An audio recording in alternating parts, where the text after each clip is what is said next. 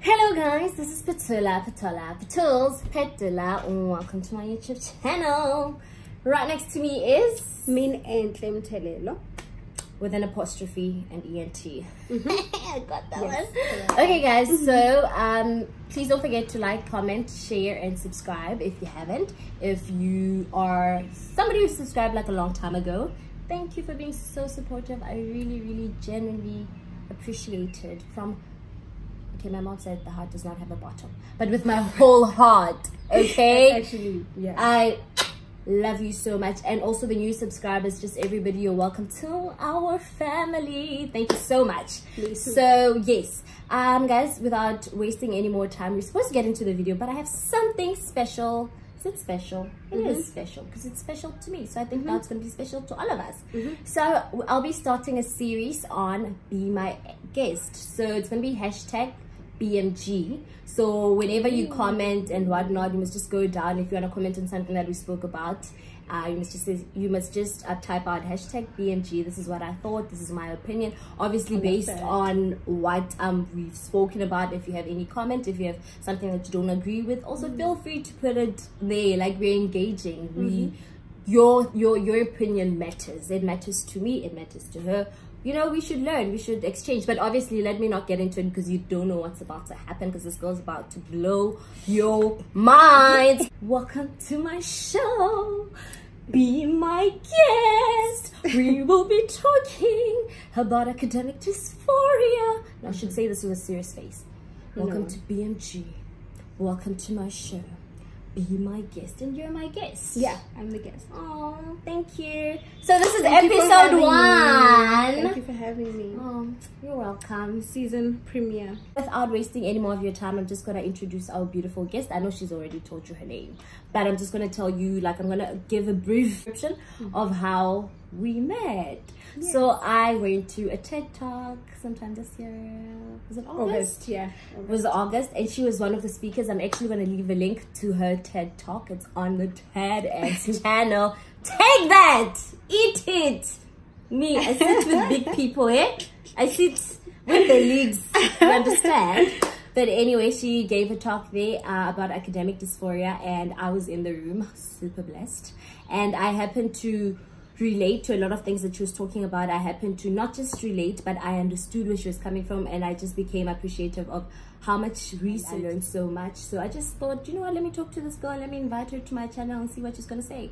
And I was actually quite skeptical about it. I was so scared. I'm like, I don't know if she's gonna say yes. I mean, I'm a very small YouTuber. Without wasting any more time, guys, let's get right into the video. So as you saw on the title, we are talking about academic dysphoria. So I'm just going to ask you, Mimi, to just quickly discuss, like, just give a brief definition of what academic dysphoria is. Okay, academic dysphoria is basically the feeling that you have when you absolutely disconnected with your work, whatever it is, whether it's be academic research or what you're studying, and the feeling that it's just not fulfilling to you. Yes, you're getting the work done, and yes, you're progressing towards the next level, but you don't feel very fulfilled with your work. Interesting. And then the fact that it's academic, I feel like as a university student, is it because why did you choose that topic, to be specific? Why did you choose that? Why did you choose to talk about that at the TED Talk? Okay, so I feel like dysphoria in itself is something that's very prevalent when it comes to gender. When people are talking about how they don't feel absolutely 100% encompassed and defined when you call them a boy, or absolutely defined when you call them a girl, or just they have that feeling of misfit. And that's the feeling that I felt when I was at school. I'm still at school, but my first experience of school was like that, university specifically. So that's when I started to actually figure out what did this come from? Why am I here? And the main thing that triggered that feeling was failure, which is something that we all go through.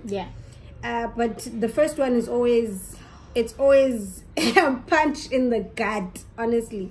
And that's what it was for me. And so I just wanted to figure out, because I don't want to continuously go through this when I go through failure. I don't want to continuously go through those feelings. So I wanted to actually figure out, what's the bottom of this? Why do I even want to succeed in the first place? What drives that? What drives these feelings of failure? Because I feel like when you do fail, which is something that you can't run away from, the only feeling you should feel is loss and grief, because you've just lost the possibility of being successful. But it shouldn't make you feel unworthy, devalued, rejected. Those feelings stem from something else. They should not come with failure. Failure should make you feel like, damn, I was going towards a goal and I've lost going towards that goal. But it should definitely, after grief, should definitely come hope that, you know what, but I've got another chance. So it was a struggle to get to that place, and yeah, that's what I was like, I actually want to share this because I feel alone, but the stats say I'm not alone. So who's lying? Who's lying indeed? Are we just not talking about the truth? Are we don't you relate? Because I don't think depression is not like, I know how girl serious be touching on is. everything that I'm about to ask her, honey. Honey. No, like I wanted to, I'm gonna like rewind so much because literally you basically answered all the questions that I had. But obviously we're gonna go like deep. We'll try to go like a little bit deeper because obviously we don't want our video to be very long.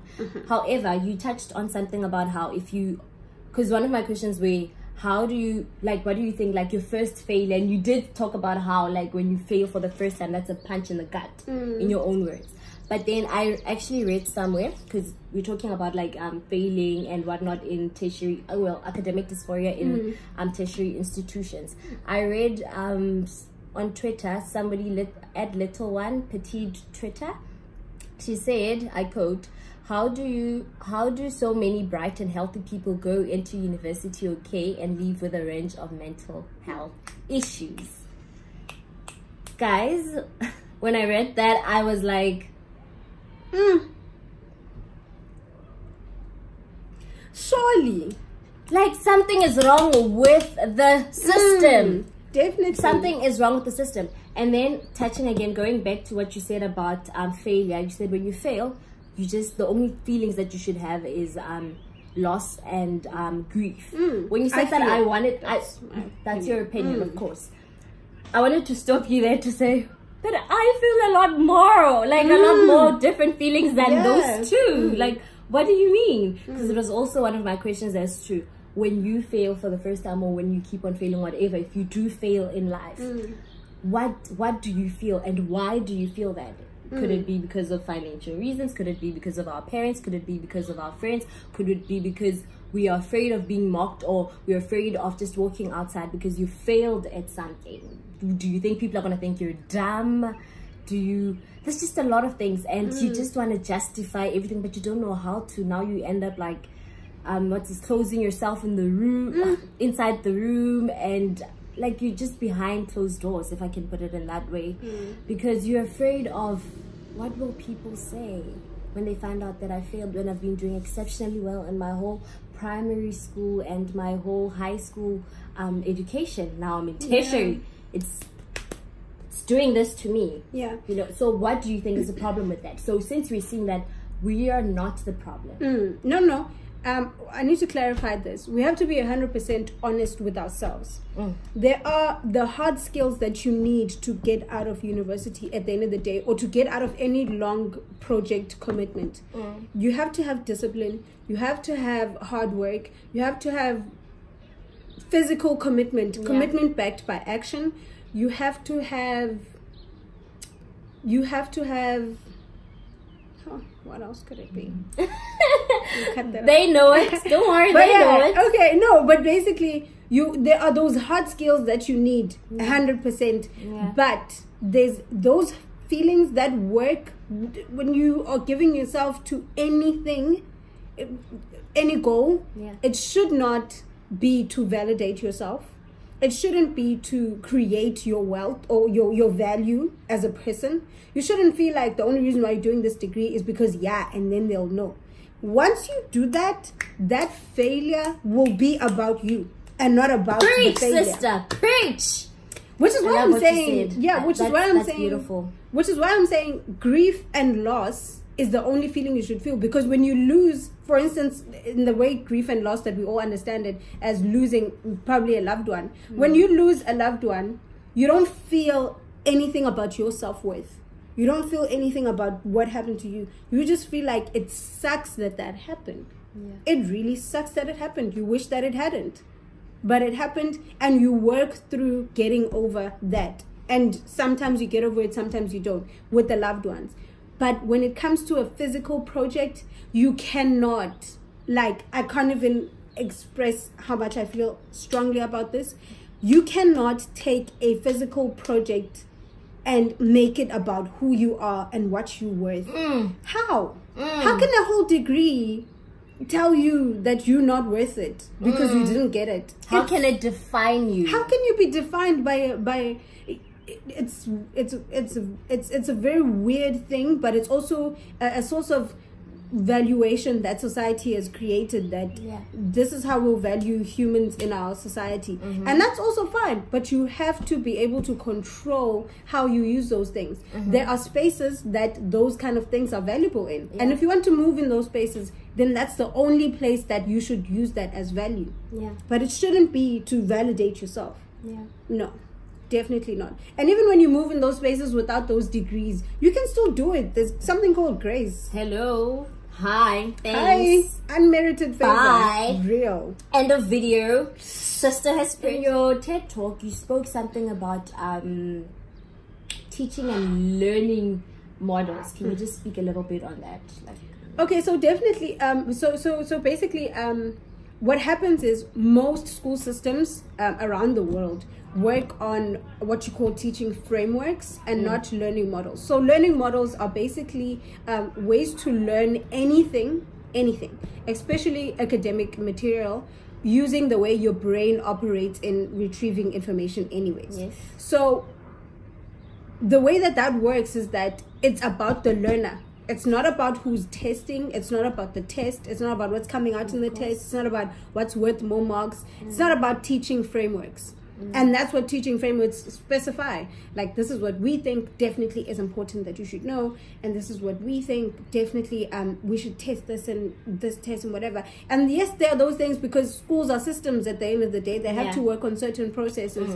But in equipping students with tools that actually they can use outside of the school, that's what our system is failing in, and especially in basic education. In South African basic education, like which is public schools, there's not much that has actually been done to actually realize that everybody is different, everybody learns different, but how your brain works is that you don't just absolutely change everything.